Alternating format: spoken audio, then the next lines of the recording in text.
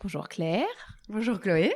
Je suis ravie de t'accueillir aujourd'hui sur le podcast. C'est un épisode que j'avais envie de faire depuis longtemps et dont on s'est parlé déjà depuis un moment. Donc je profite de ta venue à Paris pour qu'on puisse parler d'un sujet passionnant et je pense qui intéresse beaucoup d'entreprises aujourd'hui. Mais avant de se lancer dans le vif du sujet, j'aimerais que tu nous racontes quelque chose que les gens ne savent pas sur toi. Alors, j'ai réfléchi quand même un peu en amont à cette question. Et quelque chose, j'ai envie de dire, que peu de personnes encore connaissent de ma part, c'est que je fais de la poterie depuis 18 mois. Oh. Et moi qui suis quelqu'un qui suis pas mal dans la performance, c'est une performance, mais vraiment différente.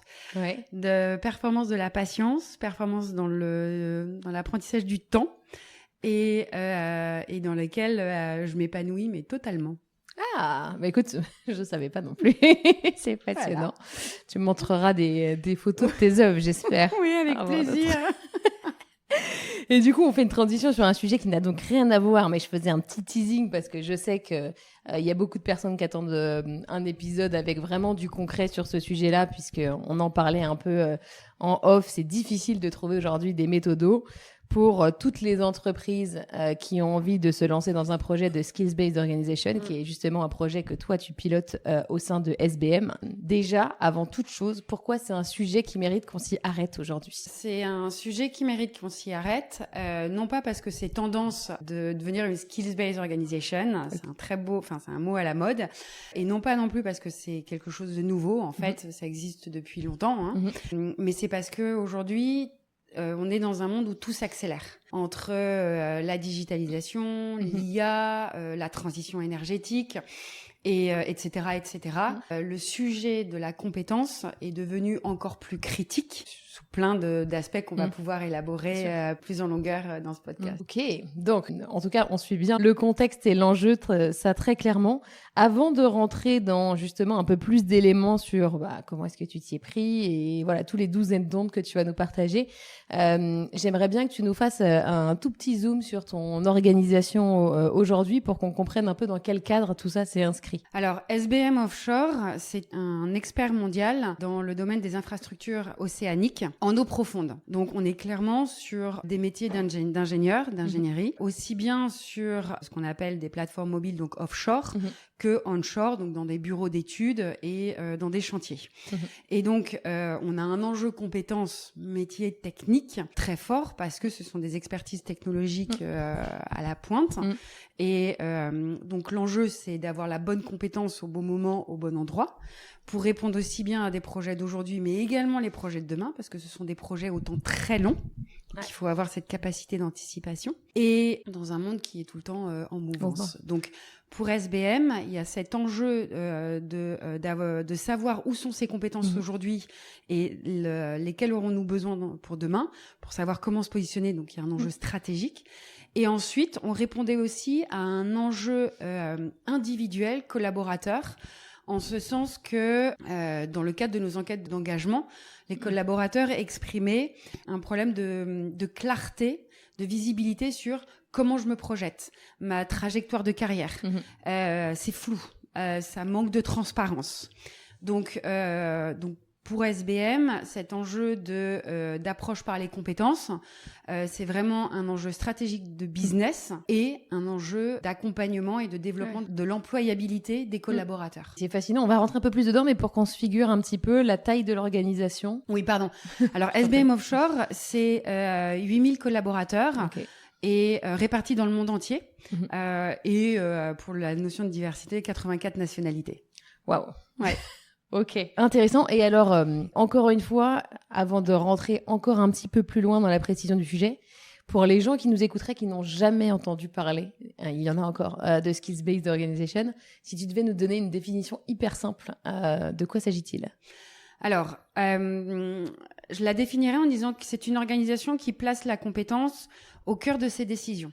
Que ce soit une décision de recrutement, une décision de mobilité interne, une décision de plan de développement, une décision de plan de formation, c'est drivé par la compétence. Ce qui fait que, pour donner un exemple encore plus concret, au lieu de dire j'ai besoin de recruter un supply chain manager, je vais dire j'ai besoin de la compétence logistique, j'ai besoin de la compétence d'approvisionnement, j'ai besoin de la compétence gestion d'un entrepôt. Et donc ça, je peux le trouver aussi bien chez des gens qui aujourd'hui ont un titre de supply chain manager, mais peut-être qui sont dans des rôles qui ont d'autres titres, mais qui ont ces compétences-là.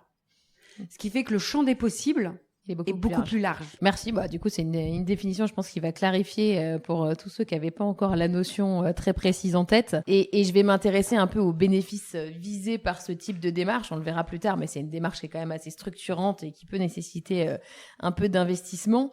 Quels sont les premiers bénéfices, même si j'imagine qu'il y en a plein des collatéraux, mais quels sont les premiers bénéfices visés par une entreprise pour mettre ça en place ? Bon, tu nous as donné déjà l'exemple dans le cadre de SBM de peut-être répondre à un sujet de clarté pour les salariés en termes de carrière, de s'aligner peut-être avec un enjeu business, avoir de la visibilité sur les compétences et peut-être les bonnes compétences au bon endroit. Est-ce qu'il y a d'autres bénéfices qui sont visés par des entreprises qui s'attaquent à ce sujet ? Alors, j'en vois un aussi pour les managers. Clairement, le fait de donner de la clarté aux collaborateurs et aux managers sur quels sont les attendus en termes de contribution et en termes de compétences, ça donne de la clarté sur la feuille de route. Et donc, pour un collaborateur et un manager, d'identifier de façon plus évidente quels peuvent être les objectifs de développement du collaborateur et comment on peut aider le collaborateur à passer d'un point A à un point B sur une ou des compétences. Ce qui fait que dans l'échange et l'approche développement entre du manager auprès de son collaborateur, il y a un vrai bénéfice à cela. Donc un outil au service du management qui effectivement doit beaucoup leur plaire, j'imagine. Absolument. Ouais. Et je pense que tu as raison de le dire. Ce mot, c'est un outil. C'est-à-dire qu'en aucun cas, ça va, ce qui est écrit dans ce référentiel va faire que les décisions sont prises. Non, c'est une aide à la prise de décision et ça doit être contextualisé dans l'environnement d'un rôle, dans l'environnement d'une équipe, d'une organisation. Et ça, c'est hyper important quand on parle de la compétence. Ouais, j'imagine. Mais finalement, aujourd'hui, je vois beaucoup d'entreprises qui, de façon hyper régulière, font l'exercice de construire un référentiel de compétences. Au bout du bout, comment est-ce que tu transformes réellement, puisque tu disais l'organisation doit être vraiment centrée autour de la compétence, comment est-ce que tu travailles sur cette transformation, puisqu'il ne s'agit pas juste d'avoir un référentiel, j'imagine. Ouais. Alors, pour moi, il est là l'enjeu. C'est-à-dire que moi, pendant 2 ans, j'ai eu cette opportunité de mettre en place, de refondre notre référentiel emploi-compétences, de l'intégrer dans le SIRH pour le mettre en lumière, en fait, et permettre d'être complètement transparent auprès des collaborateurs sur l'ensemble des rôles et des compétences dans l'organisation. Mais effectivement, on a délivré un outil. Rien de plus qu'un outil. Critique, hyper important pour avoir des bases. Mais après, on se dit, OK, en quoi on devient une skills-based organization? C'est pas juste parce qu'on a un outil. C'est au contraire quand on se met en mouvement. Et c'est cette mise en mouvement, cette mise en action de comment je passe d'une compétence qui est écrite dans un référentiel à, en fait, je vais l'utiliser pour avoir un langage commun quand je recrute. Quand je veux lancer une mobilité interne, et donc je compare des candidats internes sur des mêmes critères de compétences. Quand je veux construire un plan de développement, c'est beaucoup plus customisé, c'est beaucoup plus proche de la réalité des besoins du collaborateur. Donc c'est ça en fait la transformation. La transformation, c'est de se dire comment ce référentiel, qui est un joli catalogue, qui est un joli dictionnaire, en fait, ça devient mon langage et je parle compétences. Donc, je parle un même langage entre collaborateurs, managers et RH.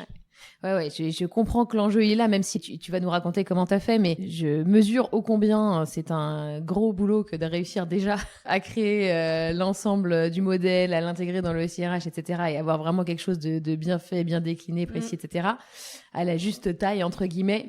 Mais en fait, quelque part, s'il y a pas de mise en mouvement derrière, ça peut rester un petit peu lettre morte. Donc, évidemment, je vais avoir envie que tu me racontes un petit peu plus les étapes. Mais avant ça a été quoi le déclencheur, finalement? Si on prend le point de démarrage, y a quelqu'un chez vous qui s'est réveillé un matin en disant il faut qu'on devienne une skills-based organization? Alors, ça va faire écho un petit peu à ce que je disais au début en introduction, mais un des premiers déclencheurs, c'est vraiment les enquêtes de satisfaction de nos collaborateurs, notamment les 2 dernières, où on voyait un trend quand même assez régulier sur un manque de clarté sur sur les trajectoires professionnelles, les next steps, comment je me projette dans l'organisation. Et ça, clairement, quand on est dans un environnement devenu de plus en plus compétitif ou chercher la bonne compétence au bon endroit, c'est pas toujours facile. On a intérêt à retenir ce qu'on a déjà et à être en capacité à attirer des nouveaux talents en ayant justement la capacité de leur dire vous allez pouvoir vous projeter. Donc, il y avait cet enjeu de réponse à ces enquêtes d'engagement. Et puis, encore une fois, SBM Offshore, on est dans le monde de l'oil and gas. On accompagne la transition énergétique. Donc, on s'inscrit beaucoup dans cette transition vers des énergies plus propres, plus renouvelables, etc., avec la décarbonisation. Donc, ça veut dire que nos métiers évoluent énormément. Ouais.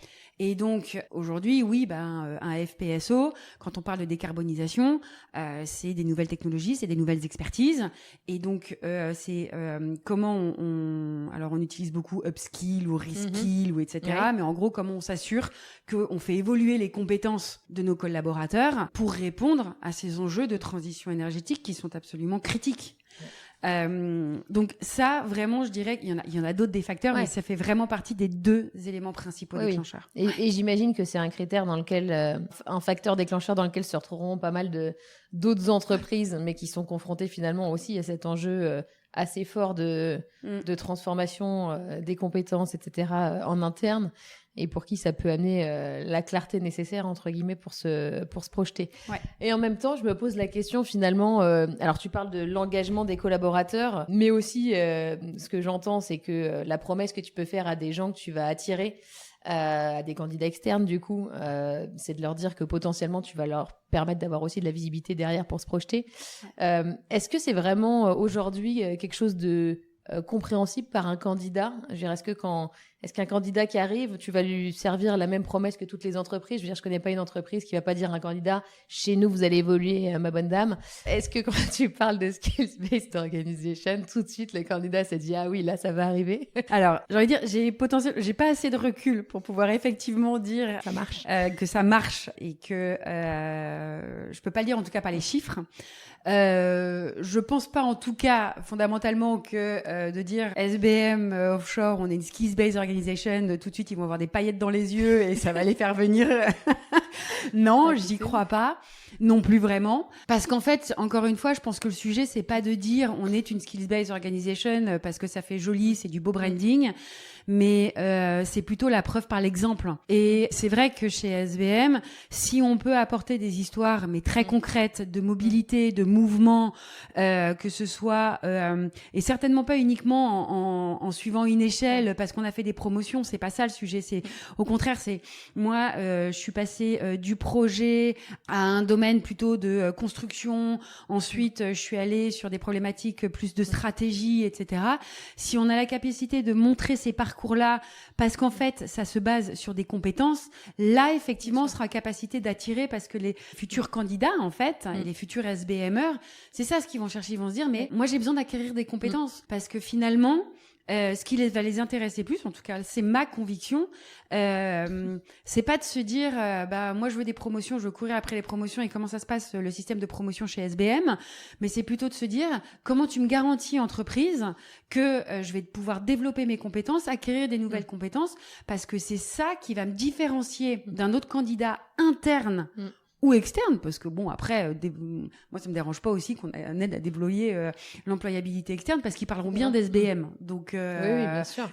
C'est du win-win. Et c'est ça qui sera l'élément différenciant. Ouais, je pense que ça, effectivement, ça va faire la différence, en tout cas, dans les témoignages, les histoires racontées par les personnes qui sont chez vous aujourd'hui, pas juste de on m'a fait évoluer, mais peut-être en me donnant de la clarté, on m'a rendu un peu plus acteur de ce que j'avais envie de construire. Exactement. Qui est quelque chose qu'on se raconte, très honnêtement, on se le raconte depuis des années, depuis autant aussi longtemps que je travaille. J'ai entendu cette histoire et cette problématique de comment on rend les gens acteurs, mais finalement, en leur offrant cette clarté-là sur ce qui est possible et comment tu peux naviguer, tu vas aussi rendre ce sujet un petit peu plus possible. Alors évidemment, j'arrive à la question fatidique. Je pense que tout le monde se pose depuis tout à l'heure, c'est concrètement comment ça marche, comment t'as fait.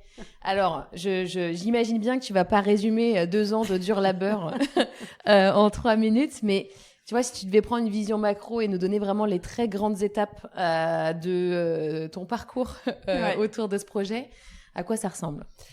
Alors, je dirais que pour moi, il y a 3 étapes. Il y en a 2 qui ont déjà été délivrées et qu'il faut maintenir. La première, c'est, et c'est en tout cas, attention, c'est pas une vérité. C'est la façon dont chez nous, SBM, on a décidé de mener le projet.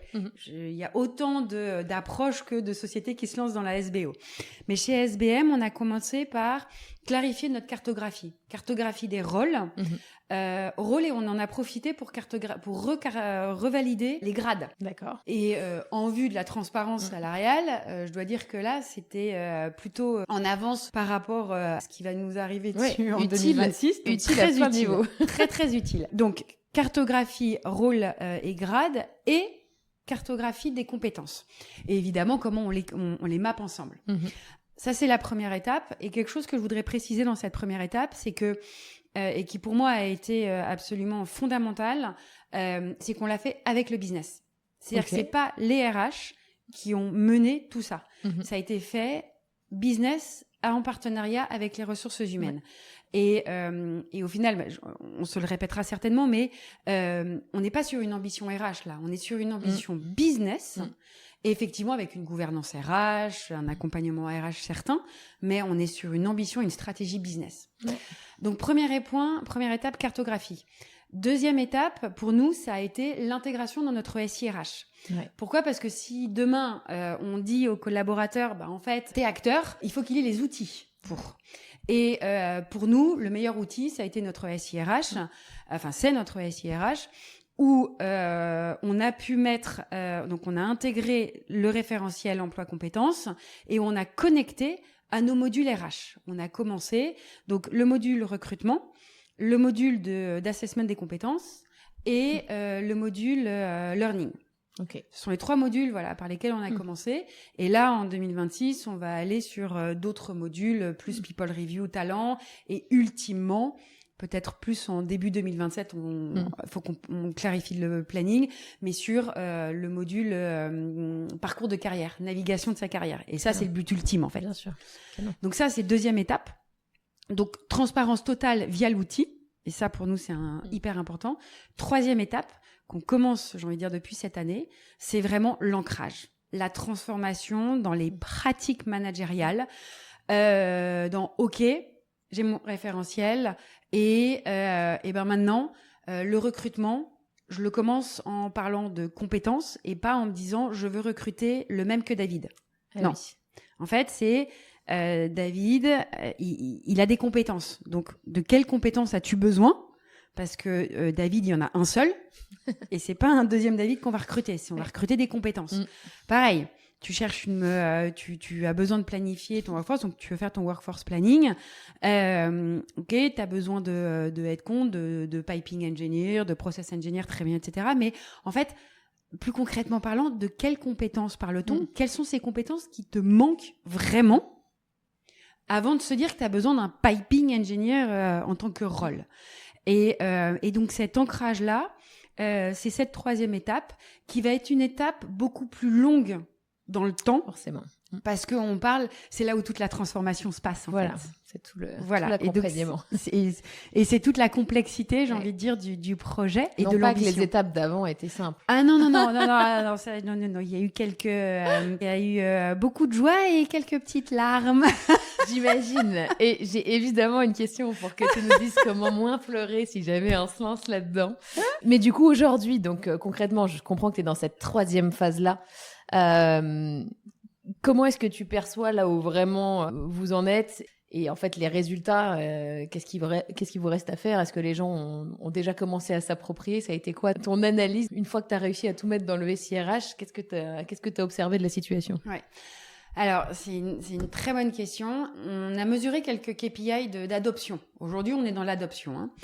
Et en fait, ce qu'on a regardé, très simplement, on n'a pas inventé 15 000 KPI complexes, mais on est allé voir si les outils de communication qu'on a utilisés pour communiquer sur ce qu'on avait mis en place, combien on avait eu de viewers et sur quelle durée, etc. Et on a eu des scores plutôt intéressants d'adoption. Tu vois, dernièrement, on avait quasiment 4000 collaborateurs qui étaient allés voir ce qu'on avait publié en termes sur notre SharePoint, SharePoint pour expliquer ce que c'était que la competency base. Et puis, comme on avait également communiqué en full transparence le référentiel complet, on avait plus de 3000 collaborateurs qui avaient cliqué pour aller voir cette matrice et y regarder. Donc, t'as j'ai une envie moitié. de dire...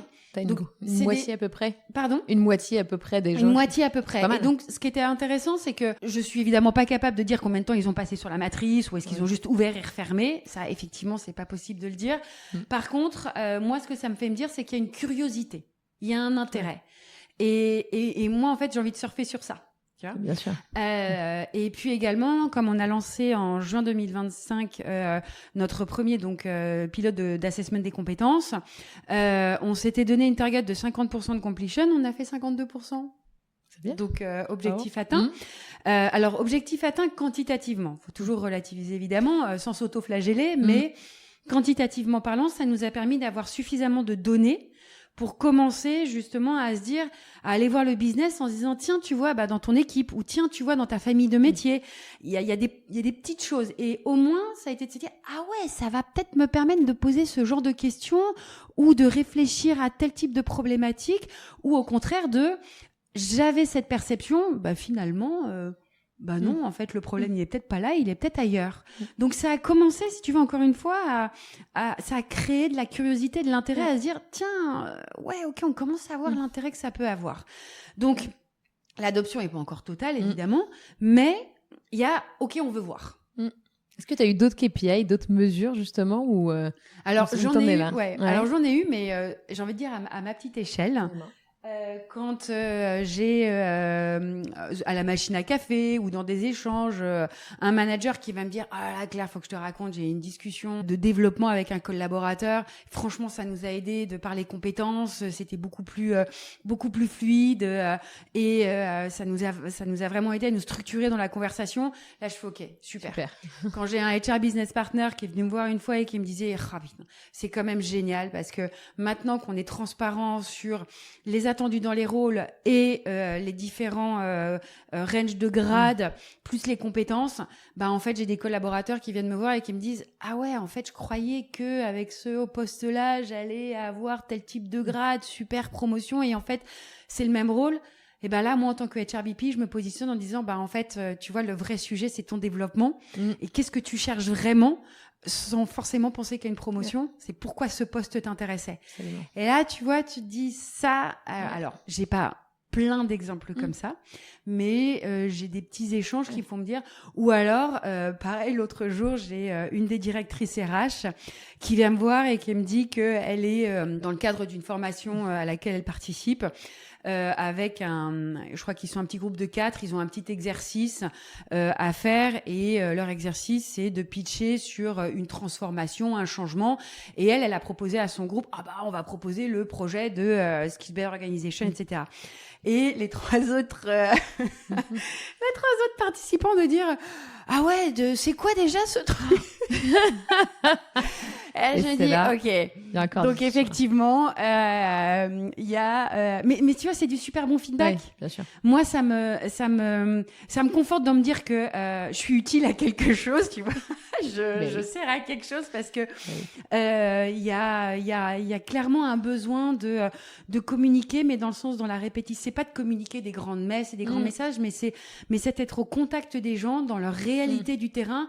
Et si ces directeurs, ils se sont dit ah ouais, au fait, j'en ai entendu parler, mais alors j'ai pas trop compris moi dans ma vraie vie, dans la réalité, en fait c'est ça moi mon sujet. Mon sujet c'est comment je l'amène dans leur quotidien. Oui, pour qu'ils se l'approprient vraiment. Exactement. En fait. Et finalement, sur l'ensemble des étapes, si tu devais... donc, tu nous as décrit les 3 étapes entre tout le travail de cartographie, l'intégration dans le SIRH, là, la phase qui a commencé autour de vraiment faire le shift, en fait, quelque part.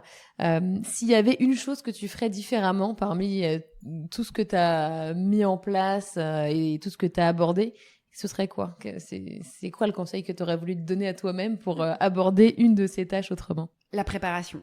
Ok. La préparation du projet. La préparation, pourquoi ? Parce que c'est comme quand tu veux repeindre ta maison. C'est pas mettre la peinture qui prend le plus de temps, mais c'est t'assurer que t'as bien enlevé tout l'ancien, t'as bien nettoyé, t'as bien bouché tous les trous, et après, quand tu mettras la peinture, t'es sûr que ça va durer dans le temps, en fait.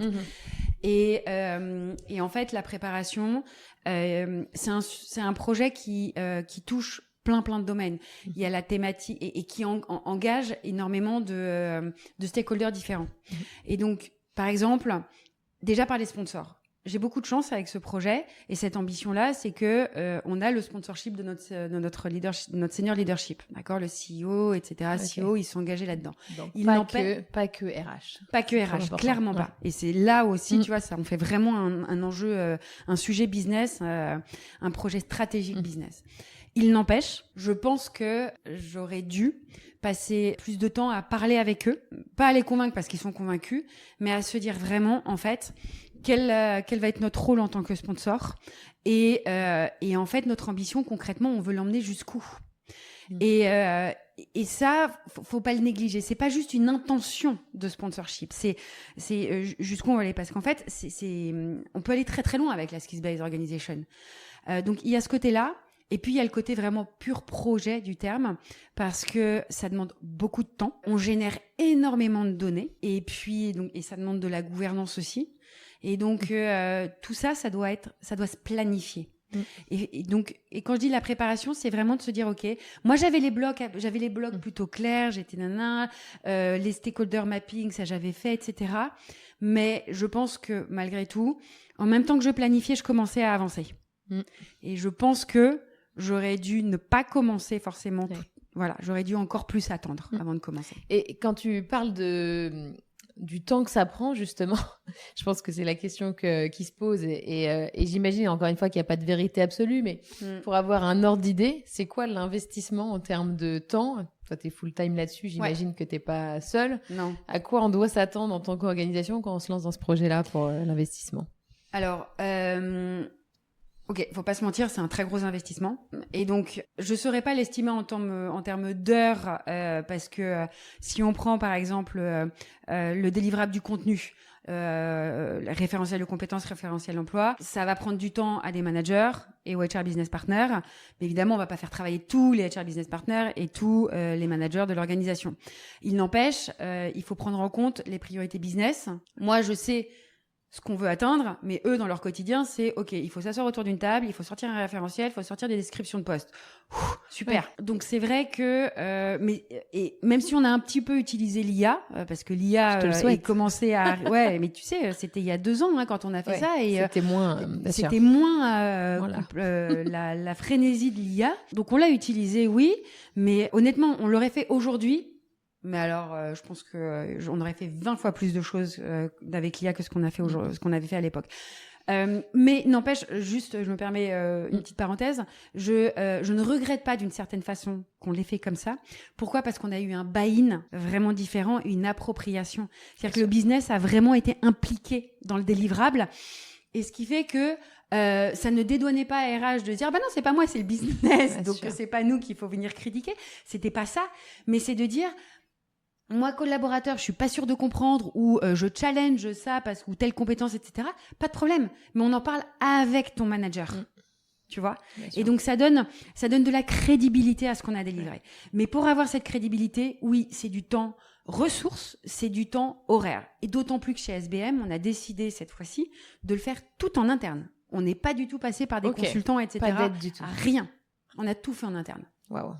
Ok, sacré boulot. Alors, comment est-ce qu'on décide, parce que tu vois, on est sur cette phase justement de cartographie, comment est-ce qu'on décide du bon niveau de granularité dans lequel on va aller ? Parce que j'imagine que ça peut vite paraître trop, pas assez, on n'en sait pas grand-chose. Est-ce qu'il y a un nombre magique de rôles dans lequel il faut tomber ? Est-ce que c'est une fausse bonne question ?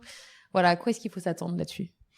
Alors, c'est une vraie question parce que je sais pas si elle est bonne ou mauvaise, vraie ou fausse, mais en tout cas, c'est une vraie question parce que pas assez de rôles, ça manque de clarté et les collaborateurs ne se retrouvent pas là-dedans. Et puis, pour gérer des plans de développement, des plans de carrière, c'est trop générique. Trop de rôles, absolument ingérable en termes de gouvernance. Donc, en fait, après, quel est le bon nombre ? J'ai envie de te dire, pour nous, chez SBM, c'est de se dire, il faut que ça réponde à une réalité du business. Et donc, Après, les chiffres, tu peux leur faire dire ce que tu as envie. Je vais te donner un exemple hyper concret. Un des rôles le plus standard chez SBM, c'est on a des ingénieurs, d'accord ? Les ingénieurs côté projet, c'est un rôle en soi, ok ? Un ingénieur, il fait du design, il fait du calcul. Donc là, je peux te dire, j'ai un rôle. Mais si je t'attache des compétences, en fait, je peux te dire que j'ai 20 rôles d'ingénieur. Parce que j'ai un piping engineer, j'ai un hydrodynamic engineer, etc., un process engineer, etc., etc. Donc, en fonction de, est-ce que tu regardes ton rôle d'ingénieur uniquement sous le prisme de la contribution et de la responsabilité, tu peux dire que tu as un rôle. Si tu y ajoutes la compétence qui est l'élément différenciant, en fait, tu peux démultiplier ta cartographie. Donc, après, c'est comment tu vas décider de lire ton chiffre finalement et comment tu vas y appliquer une gouvernance derrière. Donc, au final, il faut que ça réponde à ton besoin business et te dire, est-ce que je suis suffisamment agile ou pas ? Et donc, moi, la guidance qu'on a donnée au business pour définir des rôles, c'était de se dire, s'il y a plus de 30% d'attendu en termes de contribution et de compétences pour distinguer deux rôles, t'as deux rôles. Ouais. Si t'as 70% et plus, c'est la même chose, t'as un seul rôle. Ok. Ouais, c'est intéressant. C'est une bonne guideline pour essayer de se repérer. Et du coup, je me pose aussi une question, parce que finalement, ça peut vraiment donner envie quand j'écoute tout ce récap de projets, les bénéfices, etc. Et pour autant, on se disait quand on a échangé sur ce sujet-là il y a quelques semaines que finalement, ça peut pas être un projet pour tous les types d'organisations. Ouais. À qui tu déconseillerais de le faire ? Je déconseillerais à toute entreprise, quelle que soit sa taille, qui se dit qu'en 6 mois, ça va être délivré. Que en 6 mois, c'est bon, j'ai délivré un référentiel, tous les collaborateurs, les managers ont compris quels étaient leurs rôles, quelles étaient leurs compétences, et à partir du moment où ils ont le référentiel, super, maintenant, c'est bon, tu peux recruter, tu peux développer, etc. Non. Même avec l'IA, même maintenant que l'IA te permet. Même maintenant avec l'IA. Parce qu'en fait, encore une fois, je pense que on développe des outils, mais ça reste des outils. Le plus important, c'est la conversation entre le manager et le collaborateur, entre le candidat et le manager qui recrute, parce que c'est ça où tu vas vraiment percevoir et comprendre la différence et où tu vas te dire, en fait, le collaborateur, je vais pouvoir le développer plutôt dans cette direction, on va pouvoir l'accompagner plutôt dans cette direction, ou alors il m'a exprimé telles aspirations. Tiens, est-ce que ça peut vouloir dire tel type de mobilité ou tel type d'action de learning ?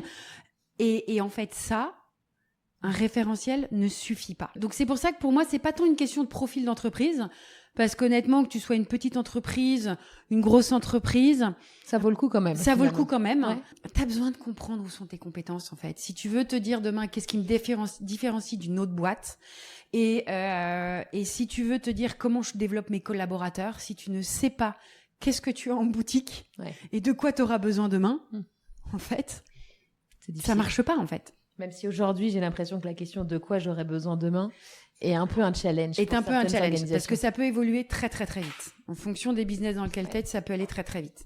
Tu vois, ce matin, je parlais j'ai participé à une table ronde avec Microsoft. Eux, ça fait plus de 10 ans qu'ils se sont lancés dans la Skills-Based Organization, donc ils ont une maturité qui n'est pas la nôtre. Et puis en plus, ils sont la taille de SBM multipliée par, je sais pas, beaucoup. Voilà, ils sont beaucoup plus. Et en plus, ils sont dans une industrie qui n'est pas du tout la même que la nôtre. C'est-à-dire que leurs compétences, elles changent et elles évoluent, mais beaucoup plus rapidement que chez nous. Moi, je te parle de piping. C'est pas que le piping, ça n'évolue pas, mais ça évolue un peu plus dans le temps que les nouvelles techno, que l'IT, tout ça, où tous les 6 mois, effectivement, quand t'entends c'est obsolète, je veux bien croire que dans leur domaine, la compétence devient plus rapidement obsolète que chez nous. Mais il n'empêche, les besoins du marché évoluent très vite. Donc même si la compétence, elle évolue pas chez nous forcément aussi vite, comme les besoins du marché évoluent, tu as une adaptation continue malgré tout. Ce que j'entends en fait, Claire, c'est que même une fois que le projet est abouti et que la transformation est menée, en fait, il y a besoin de quelqu'un pour continuer à maintenir le système. Ah oui. Sinon, moi j'appelle ça un flop. Ouais. C'est important de le penser dès le démarrage. Vraiment. En fait, il suffit pas juste d'une personne pour piloter, plus j'imagine toutes les ressources business et autres que tu as pu avoir à ta disposition, c'est demain qui va continuer à maintenir cette C'est exactement ça. Et là, en fait, tu pointes du doigt le sujet de la gouvernance. Et le sujet de la gouvernance, en fait, il est clé. Tu vois, je te parlais de la préparation du projet. Ouais. Il est clé dès la préparation du projet. Alors justement, c'est quoi la bonne pratique sur la gouvernance maintenant que tu as vécu ce projet-là? Alors, déjà, je pense que il y a encore dans l'élément de gouvernance important, c'est que tout le monde comprenne bien les rôles et les responsabilités et d'avoir bien positionné le fait que c'est un projet business. Forcément, ça met en accountability le business. Et ça, dans la gouvernance, c'est un élément vraiment clé. Ça veut pas dire que c'est bien acquis et bien intégré, d'accord? mais en tout cas, le business est clairement identifié en accountability. Ensuite, dans la responsabilité, c'est-à-dire dans l'exécution, etc., cette responsabilité va plutôt être RH. Okay. C'est-à-dire, on s'assure que c'est bien exécuté. Donc, ce sera validé avec le business, mais dans l'exécution, on s'assure que c'est bien en cohérence avec, si tu veux, au sein de l'organisation, les pratiques de l'organisation, etc., et puis en équité. Parce qu'en fait, si on fait tout ça, je l'ai pas encore mentionné, mais c'est qu'en fait, il faut aussi qu'on monte de l'équité dans la façon dont on prend les décisions. Et évidemment, la compétence, vu qu'on parle le même langage maintenant, on va pouvoir comparer des pommes avec des pommes. Et oui, c'est un bénéfice non négligeable, ça aussi. Et c'est un bénéfice non négligeable, quand on parle d'engagement du collaborateur. Et ben, en fait, il cherche pas juste son employabilité, il cherche aussi à être traité en équité. Et tu vois, nous, dans la gouvernance, on a identifié 4 piliers. Il y a l'accountability, qui fait quoi? Il y a la transparence, encore une fois. Et ça, c'est clé parce que les collaborateurs, s'ils voient que tu es transparent avec eux, déjà, ils ont envie d'y croire. Tu vois, si t'es pas transparent, non. Tu vois, j'accroche pas. Troisième, c'est l'équité. Et le quatrième, c'est la data. Parce qu'en fait, dans le sujet de la gouvernance, en mettant en place une skill-based organization et en ayant créé un nouveau langage, tu crées forcément plein de données. Et donc, t'en fais quoi de cette donnée? Et en fait, cette donnée, donc moi, j'ai eu beaucoup de chance dans le projet. Et ça, petit conseil, si je puis me permettre, là, une petite aparté, mais dans l'équipe projet, il faut pas simplement avoir un project manager, des HRBP, mais il faut avoir des gens du reporting et de la data quality. Voilà. Moi, ça a été un game changer dans ce qu'on a délivré, mais vraiment. Tu as eu des ressources vraiment autour de des ressources dédiées et ça a vraiment changé la donne dans la qualité du rendu. Perfectible, on est d'accord, mais honnêtement, beaucoup plus qualitatif que s'ils n'avaient pas été partie prenante du projet. Et le dernier, on en reparlera peut-être plus tard, mais un change manager. Parce que sans change manager, pareil, la communication du message, toute l'approche ADCAR, du change, etc., c'est critique dans la transfo. Ouais. Donc, la gouvernance de la donnée, elle est clé. Parce qu'en fait, ça, c'est ce qu'on a dit, on peut faire dire n'importe quoi aux chiffres. D'accord? Mais donc, si t'as pas avec la donnée, tu vas prendre une photo à un instant T. Mais en fait, nous, c'est pas juste une photo qu'on veut. On veut faire une vidéo d'une certaine façon. Et donc, tu veux te donner une tendance, tu veux dire, bah, OK, what good would looks like for me, dans 1 an, dans 2 ans, dans 3 ans. Et donc, je pars d'où? C'est quoi mon point de départ? Et donc, si mon ambition, elle est là, OK, bah, c'est quoi les milestones? Et la donnée va te permettre de voir cette évolution-là, en fait. Mais donc, ça veut dire que faut que tu aies une gouvernance très claire de ta donnée. Parce que, il y en a, le garbage in, garbage out, c'est pas très beau, mais bon, c'est la réalité, c'est la vraie vie. Et donc, si on veut que le business puisse prendre les bonnes décisions ou se dire, ah bah tiens, j'ai un gap sur telle compétence, bah, on a intérêt à être bon sur la qualité de la donnée et de la compétence à l'origine, en fait. Ça, malheureusement, il y a des dettes assez profondes sur ce sujet-là dans pas mal d'entreprises. Mais voilà, ça peut permettre effectivement de remonter au niveau.